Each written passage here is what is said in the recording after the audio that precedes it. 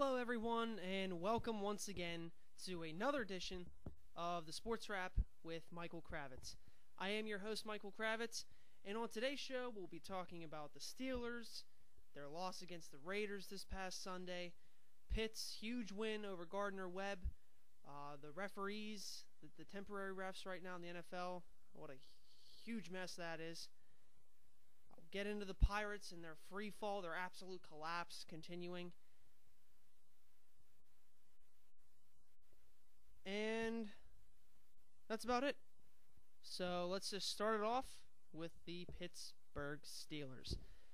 Coming into this game, I really didn't think there was any doubt in my mind that the Steelers would win this game. Because the Raiders were 0-2, horrible losses to San Diego and Miami. Their offense didn't look crisp at all. Really, they don't have any star receivers. Their secondary was pretty much all new. No really returning starters from last year. I just didn't see any way the Steelers could possibly lose this game. Well, as it turns out, once again, they go to Oakland, where they have not won since 1995, and they lose 34-31.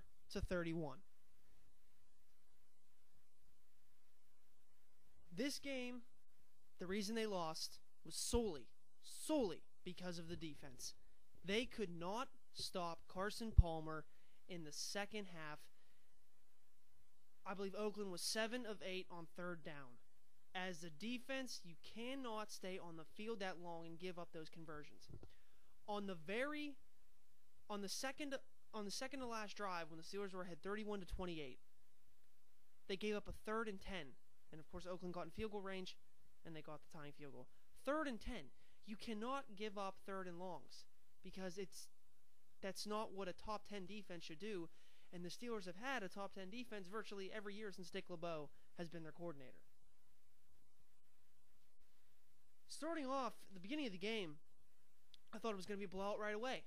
Palmer's first pass is picked off by Ryan Clark, and the Steelers go right down and score. The defense just didn't hold up the entire game. They looked tired once again. They looked beaten. Ike Taylor didn't look good. Ryan Clark didn't look good. The linebacking core didn't look good. The defensive line didn't look good. Darren McFadden scored a 64-yard touchdown run. How often do you see the Steelers defense give up a 64-yard touchdown run? I can maybe recall maybe once or twice since I've been watching them. Have I ever seen that?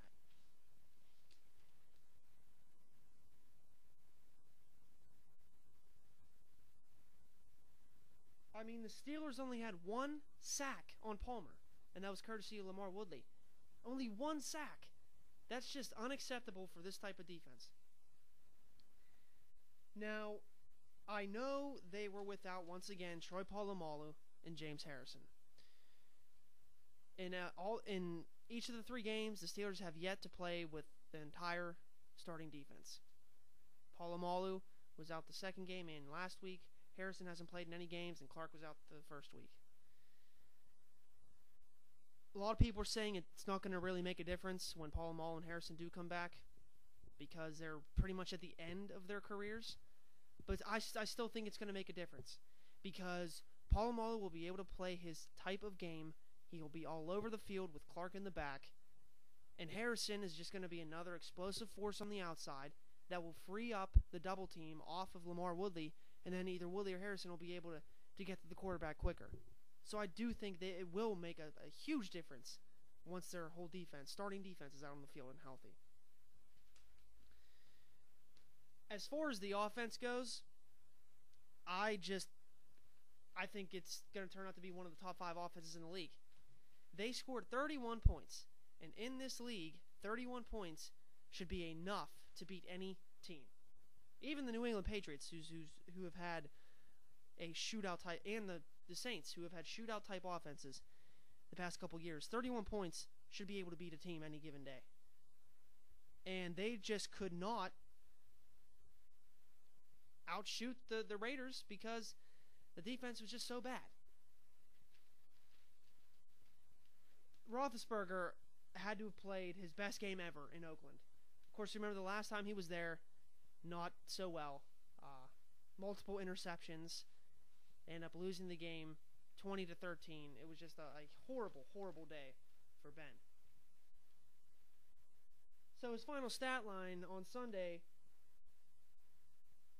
36 of 49 for 384 yards with 4 touchdown passes. That is just, it's amazing because he didn't look flustered at all, not until the very last couple drives, and he was hitting a bunch of different targets. Once again, he was spreading the ball out to Miller, Cotchery, Wallace, Brown, Sanders, Rainey, Batch, and then Will Johnson, the fullback, caught another pass. So it's really the distribution that I think is what is most important for this offense, because they're able to get the ball to a variety of targets, which not a lot of teams are able to do that. The only problem that I had with their offense, of course, once again, was the running game. This team is dead last in rushing yards so far this year. They do not have a running back who has had more than 50 yards in a game.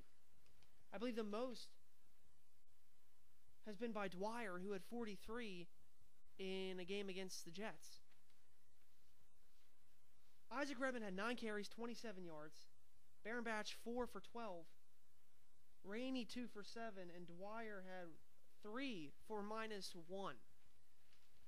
They are just not getting the right type of running plays for these running backs, because either the offensive line is not still clicking on all cylinders, or these running backs just don't have the skill to get around these defenses that they're facing off against. And really, I'm kind of surprised, because in the preseason, I thought Dwyer looked really well. I thought Redmond would be able to carry the load like he did in the playoff game against Denver last year. But they just can't seem to get the running game on par. So I don't know. I can't explain why they're struggling. I'm hoping that once the bye week is done with, Mendenhall will be back for the game in Philadelphia, because for them to be the team they want to be in the end, a playoff contender, Super Bowl contender, you have to have a running game. I know this has turned into a pass-happy league, but you still have to have a running game to be successful.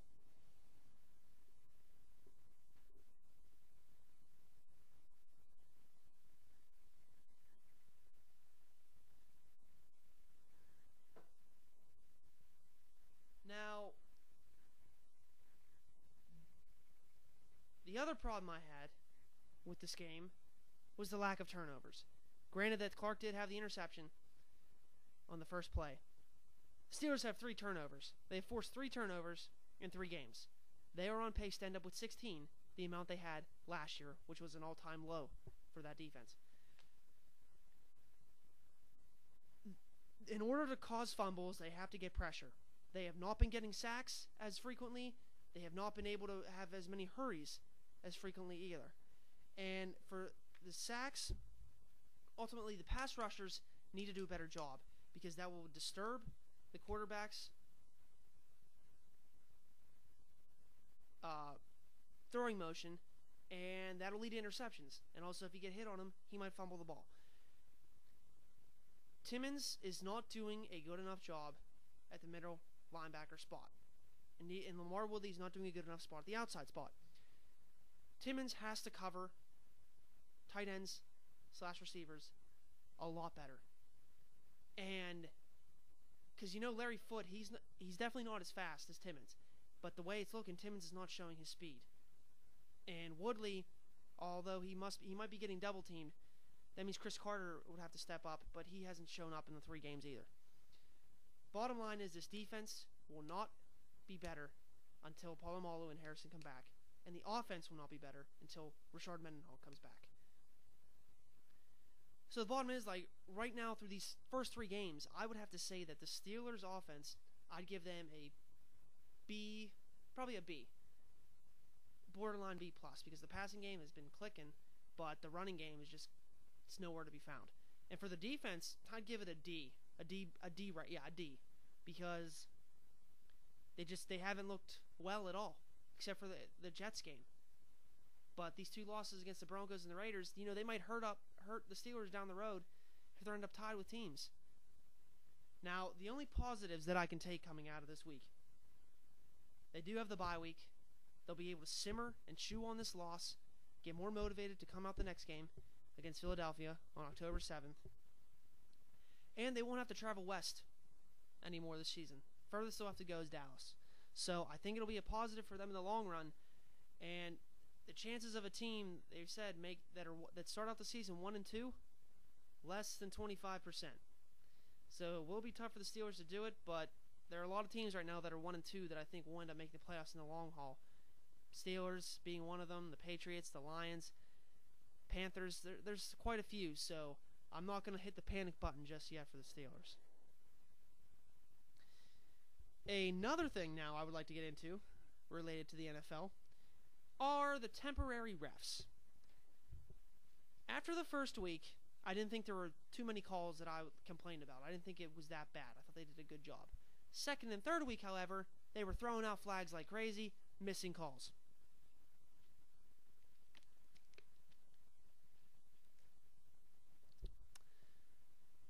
In a game Monday night between the Packers and the Seahawks, it was an all-time low for the game. The referees decided to throw 24 flags. I mean, 24 flags. That's just a ridiculous amount. And I could understand, okay, if these penalties, were deliberate, that you could actually say, okay, that's a pass interference, that's a holding. But these were not. They were questionable calls, and then there were some calls that were not even made by the refs. But I want to take you to particular the final play in regulation between the Packers and the Seahawks. Seahawks are at the Packers' 32-yard line. Russell Wilson scrambles back, ends up heaving a Hail Mary pass into the end zone.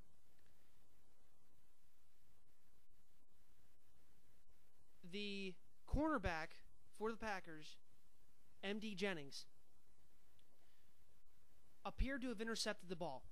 But when he was coming down, Golden Tate, the receiver from the Seahawks, also had a hand on the ball, but clearly you could tell that Jennings had more of the possession.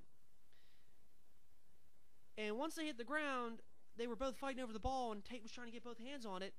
And both refs went there. The one ref looked down and raised his hands up for a touchdown. And it was not a reviewable play.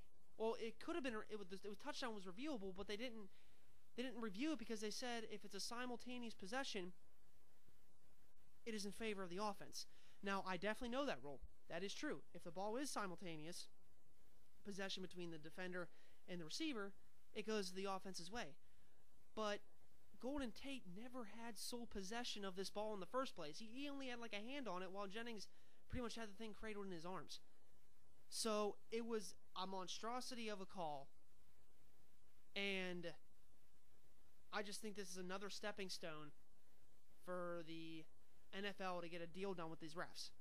Now, I just learned this, that the refs are close to signing a deal, and the NFL is not ruling out that the regular refs will be back for tomorrow night's game in Baltimore between the Browns and Ravens. So if they can get that done, it would save a lot of grief for other teams, because Green Bay fans, a lot of NFL analysts, they said it was disgrace. Steve Young, after Monday Night Football, he didn't even know what to say. He was just in shock that call was made, and it cost the Packers a game. And I want to also go to another call that was made in the Sunday night game between the Patriots and the Ravens. Patriots were up 30-28, and the Ravens field goal kicker Tucker kicked the field goal, and it through my eyes, when I first saw it, I thought the ball went wide right over the right cross mark, but it extends straight up. So the refs obviously thought that the ball was still in the straight up distance before it went out, to miss to the right, and they didn't even review the play. So I understand them making the call that it was a good kick, although it didn't look like it, but they didn't even review it. So they're not applying the application and rules properly.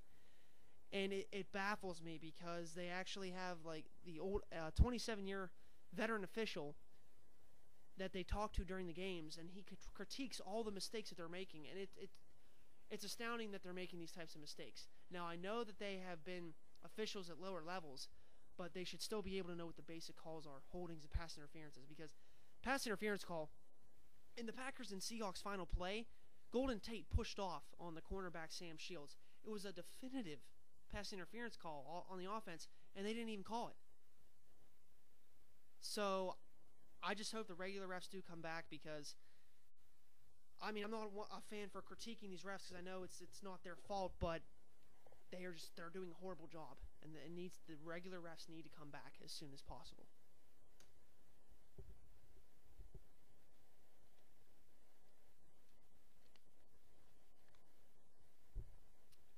The next thing I'd like to get into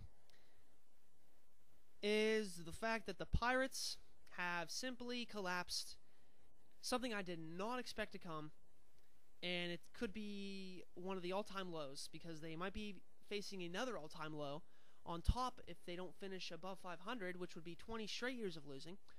They would be the first team to be 16 games over 500 when they were 62-46, and then fall under 500. No team has fallen under 500 when they were 16 games over or more at that point of the season in history of Major League Baseball. So right now the Pirates are 76-78. And in these final 8 games, they need to go 6-2. It's that simple. And on the pace that they're going, they'd finish 4 games under 500. They lost 2 out of 3 in Houston. They got swept by Milwaukee at home. That's just something you can't do. It was a huge series when Milwaukee came here. I went to 2 of the 3 games, and they got swept. In the final game of the series, they were up 7-4 in the 8th inning, and they blow it. I don't know. It's just, at times the bullpen would stink. The offense wouldn't show up. They couldn't keep the focus on, I guess, for these final 4 weeks, 5 weeks of the season. And it'd be even a worse collapse than it was last year if they don't finish over 500. The only thing that came out of this good, in my light, is that Andrew McCutchen now still has a chance to win the NL batting title, because Melky Cabrera came out and said, I don't want to be considered for this award, even though they would have still awarded him the batting title, even though he was suspended for steroid use, performance-enhancing drugs. I commend him for that, and right now Andrew McCutchen has a .336 batting average to Buster Posey's .332, and it'll bring back memories for me when Freddie Sanchez was in the batting title race with Miguel Cabrera back in 2004.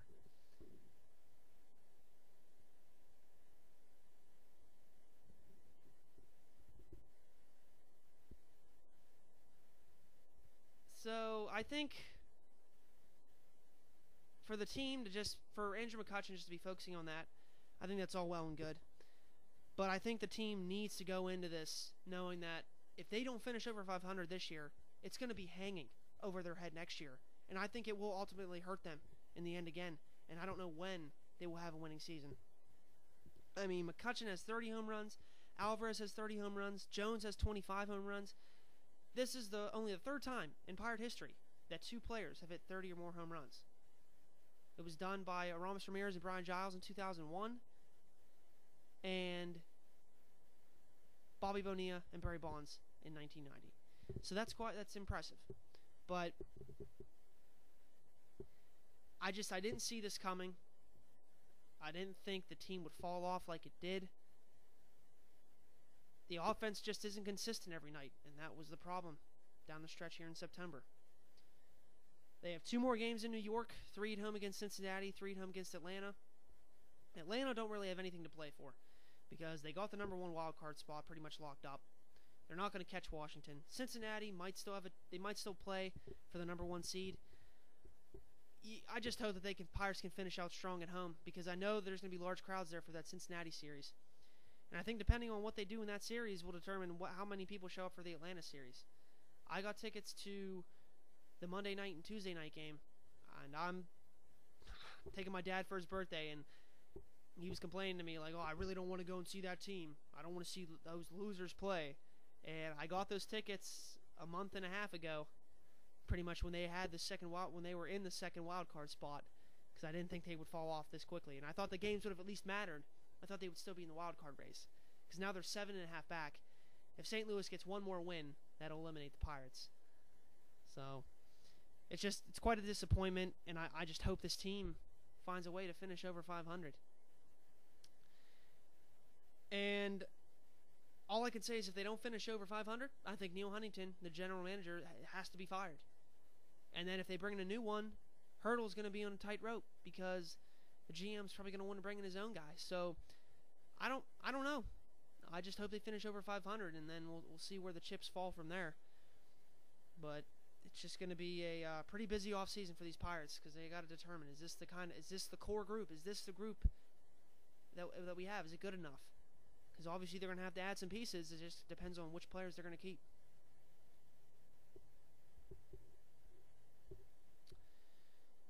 And the final topic on today's show will be about the Pittsburgh Panthers, who I thought were finished after the first 2 games, but they pulled off the upset over Virginia Tech, who was ranked 13th at the time. And they play on this past Saturday against Gardner-Webb, a Division II team. And you're thinking, okay, can't have another letdown at home against a subdivision football team. And boy, did they come out and they pounded Gardner-Webb. Tino Zinseri was 18 of 24, really efficient, 344 yards, and 3 touchdowns. At halftime, the score was 27-10. So that's a decent score. But then they outscore Gardner-Webb 28-0 in the second half. They end up winning the game 55-10. Ray Graham, still looking impressive. I think he's back. I think his knee is healthy. Only had 8 carries for 94 yards and a touchdown. He had a 78-yard run, though. And obviously he didn't get as much playing time because they wanted to rest him up against this team. But Isaac Bennett came in, and he had 2 touchdowns.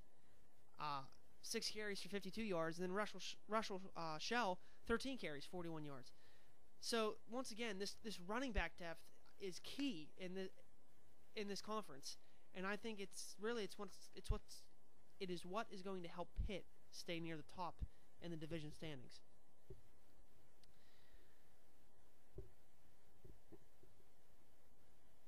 I think for Pitt to keep the momentum going, obviously they're off this week. They have a Friday game next Friday at Syracuse. They just got to continue to play like this against conference opponents. They only have 1 loss in the conference right now, and really, from the looks of it, the 2 toughest tests they'll have will be against Rutgers and Louisville, who are ranked in the top 25. So if they can play the way they've been playing, I just think they will have a good chance. As odd as it is for me to say, 2 weeks ago I would have been like, why are you saying this? They have a chance to win the Big East and be in a BCS bowl game.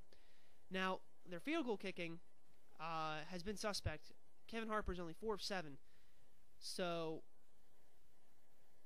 that may come back to bite them at some point in the rest of the season, but if their offense and defense just plays the way like it has been playing these past 2 games, I think they're gonna